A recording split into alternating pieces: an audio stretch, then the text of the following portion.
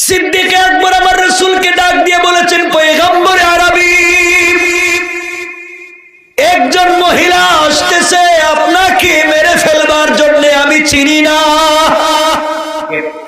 আমার রাসূল ঘুম থেকে উঠে গেলেন, ওযু করলেন, 2 রাকাত সালাত পড়লেন, ঘর থেকে বের হয়ে যাওয়ার সিদ্ধান্ত নিলেন। এই মুহূর্তে ঘর থেকে বের হয়ে যাবেন, হঠাৎ মনে পড়েছে আমি একা একা ঘর থেকে বের হয়ে যাব। ঘরের চতুর্দিকে কাফেরেরা, বেদিনেরা ঘরকে বেষ্টন করে রেখে দিয়েছে। অত্যাধুনিক অস্ত্র নিয়া, নেজা নিয়া, তীর নিয়া, বল্লম নিয়া, দামি দামি অস্ত্র নিয়া পুরা ঘরকে বেষ্টন করে রেখে দিয়েছে। আমি রাসূল যদি ঘর থেকে বের হই, ওরা আমাকে আঘাত করবে, আমাকে মেরে ফেলবে। আমি কেমনে ঘর থেকে বের হব? আল্লাহর কাছে বলছেন, আল্লাহ তাআলা আপনি আমাকে বললেন আমি যেন ঘর থেকে বের হয়ে হিজরত করে মদিনায় চলে যাই। এদিকে কাফেরেরা আমার পুরো ঘরকে বেষ্টন করে রেখে দিয়েছে। ঘর থেকে বের হলে ওরা আমাকে মেরে ফেলবে, আঘাত করবে।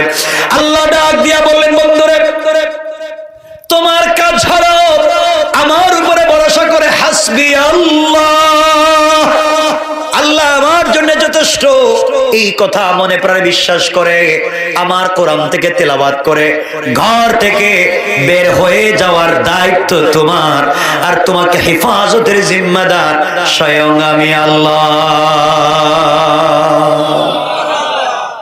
আল্লাহর রাসূল ঘর থেকে বের হবেন, দরজা পর্যন্ত পৌঁছে গেলেন, দরজায় গিয়ে পৌঁছে গেলেন, কান লাগাইয়া শোনেন। কাফেরেরা পুরো বাড়িকে বেষ্টন করে রেখে দিয়েছে। আল্লাহকে ডাক দিয়ে বলছেন, আল্লাহ তাআলা আপনি আমাকে বলেছেন হেফাজত করব, ওইটা আমি জানি, ওয়ালাকিন লিয়াতমাইন্না কলবি, কিন্তু অন্তরে প্রশান্তি পাচ্ছি না। প্রটেক্ট করবার জন্য, আত্মরক্ষার জন্য আমি কি কিছু করতে পারি? আল্লাহ বলেন, আমি বলছি হেফাজত করব। আত্মরক্ষা আপনি করতে যাবেন কেন?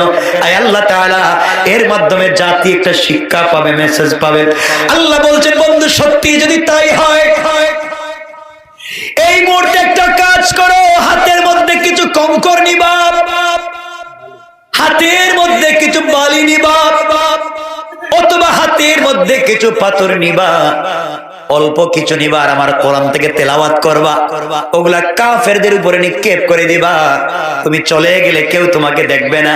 আল্লাহর রাসূল মুচকি হেসে আল্লাহকে ডাক দিয়ে বলছেন, আল্লাহ তাআলা আমি যখন দরজা খুলে সামনের দিকে নিক্ষেপ করব, পাথরগুলা তো সামনের দিকে যাবে, বালিগুলা তো সামনের দিকে যাবে, আমার তো চতুর্দিকে কাফেররা বসে আছে, একদিকে মারলে অন্য দিকের কাফেররা তো আমাকে মেরে ফেলবে, একসাথে চতুর্দিকে ফেলতে পারবো না। আয় আল্লাহ তাআলা একদিকে মারবো, পিছন থেকে ডান বাম থেকে কাফেররা